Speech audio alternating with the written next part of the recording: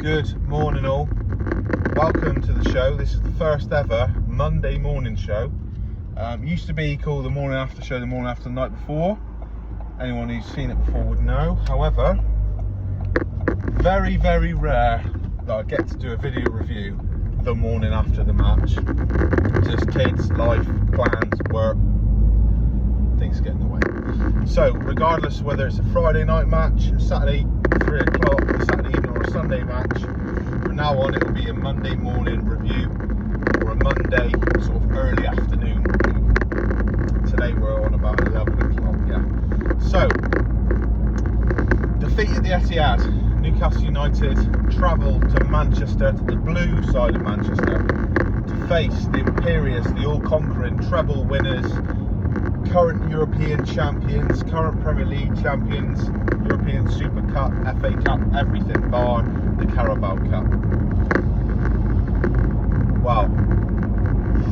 What can you say about that performance? It was disappointing in the fact that we rarely threatened. Excuse me. I think we may have had one shot on target. Bruno had a sort of half chance from outside the box in the second half. We had a cross towards the end of the first half, which Gordon perhaps should have gone, had a bit more courage in his convictions. Yeah, I think he got a bit caught in two minds. But other than that, and a very promising 2-on-1 scenario in the second half, which we made a right Horlicks of, to quote Newcastle United's #1 fan on TalkSport, Simon Jordan. Other than that, we didn't threaten. We got done by the better team. There's no two ways about it. So let's go into the teams. Newcastle United unchanged 11 for the opening game. I was surprised at Fabian Schär starting because I heard he'd been training away from the group, training on his own for periods. I don't know how long, whether it was just for a couple of hours in the week, whether it was for a couple of days, I don't know. But I fully expected Jamal Lascelles to come in, like I said in my team sheet video. Jamal Lascelles last season was brought in for two of our hardest games away from home, Man City away and Liverpool away, and although we lost both games, I thought he played pretty bloody well. I thought Jamal Lascelles played Erling Haaland as well as anyone else since his time in the Premier League. Haaland, I think he scored in last season's fixture at the Etihad. I think it was Phil Foden and Bernardo Silva more to come on those two, particularly Mr. Foden. But anyway, so that was the team. Nick Pope in goal, Trippier captain right back, Fabian Schär, Sven Botman, that tried and tested, proven centre back partnership. Dan Burn at left back. The midfield trio of Sandro Tonali, Bruno Guimaraes and Joe Linton. Then a front three of Miguel Almiron on the right wing, Anthony Gordon on the left, and Alexander Isak in through the middle. So let's get the negatives out of the way. Who played poorly? From an individual standpoint, I don't think many players played bad. I thought in particular Nick Pope was decent. He dealt with what he could. He nearly got he may have got fingertips to the Alvarez goal, but that was a fantastic strike. I don't think there's a goalkeeper in the world who saves that.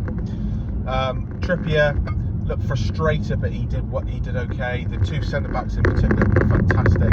Dan Burn, despite being targeted time and time again, I thought he didn't do anything wrong.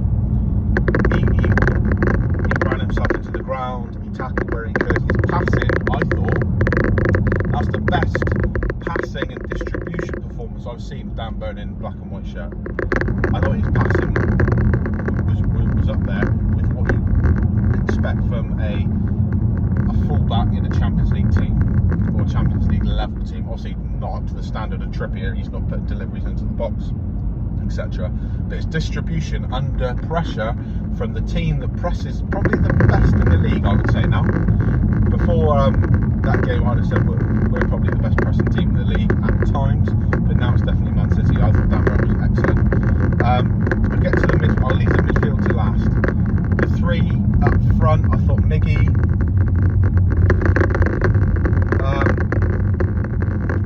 copious amounts of effort. He tried and tried and tried. He tried to run at the fullback where he could.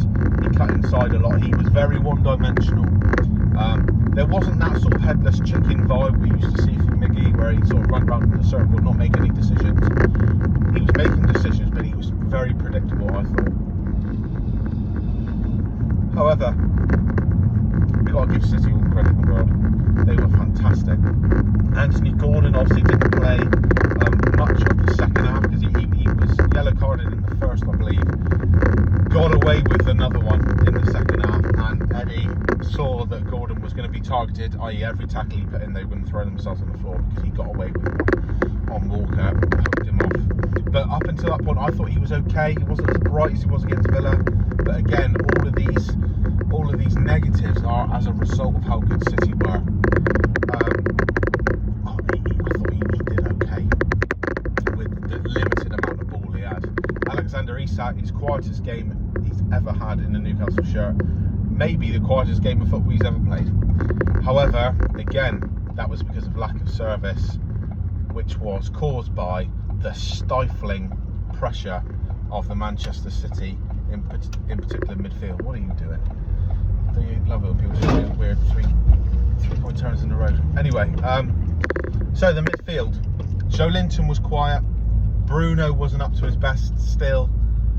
I know we're only 2 games in. And Tonali, I thought Tonali was the brightest of the 3.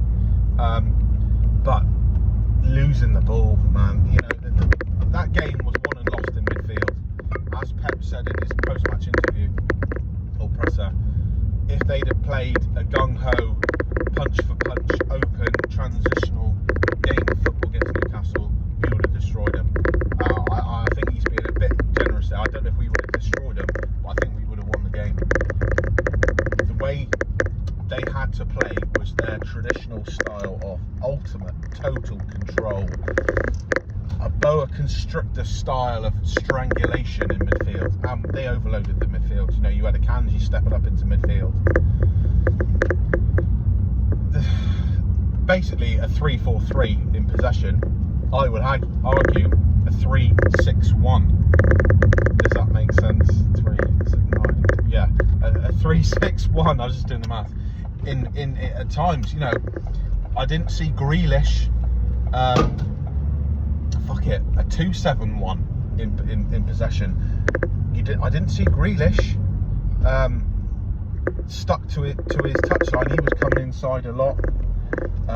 Phil Foden, Rodri and Kovacic were dominant in midfield. Julian Alvarez wasn't hugging his touchline. Kyle Walker was on the touchline most of the time. They just overloaded that. They packed that midfield out and just overran us. They dealt with our press really well. Our press was effective at times, but they worked their way through it. They were very, very patient. However, their press against us was just, oh my God, it was stifling. We couldn't do anything with it. We resort to rushing a pass, playing the wrong pass, or just going backwards. Nick Pope would thump the ball long, and obviously Alexander Isak is proficient in the air, but he was up against a dominant centre half of Ruben Diaz, who was after him 9 times out of 10 in the air.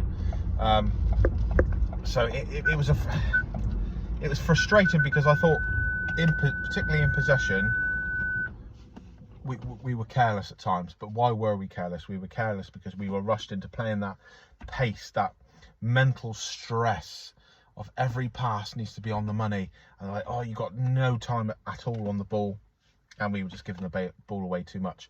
I thought when City had the ball out of possession, Newcastle were very, very good, very disciplined, shown by the scoreline. You know, that there's plenty of teams who will go to the Etihad 1-0 down at half time and will emerge at full time 4-5-6 that smashed off the park. We contained the best football team on the planet to 1 goal, and I thought defensively we were sound.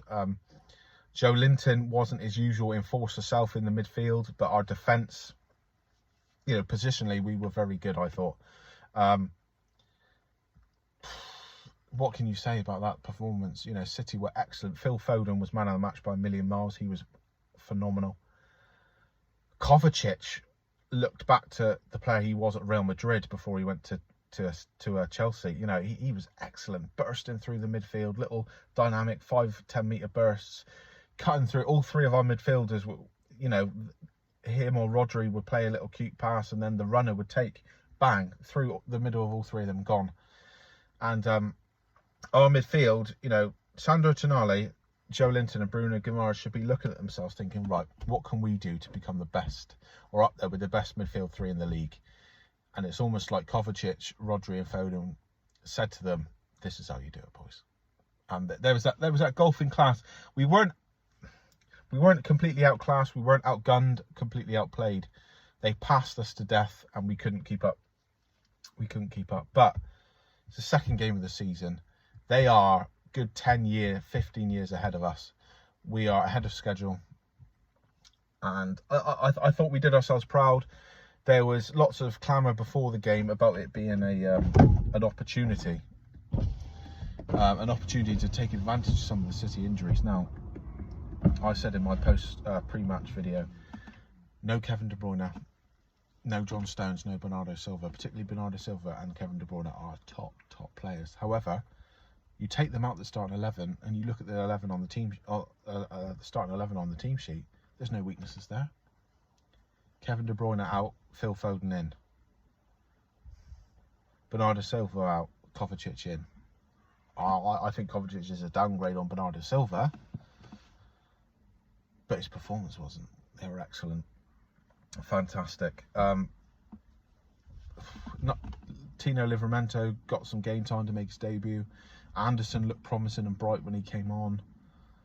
I just wasn't our night. We were below par with the ball, but Manchester City were excellent. So what can you say? It's the hardest fixture in the Premier League, probably the hardest fixture, I would say, in the world.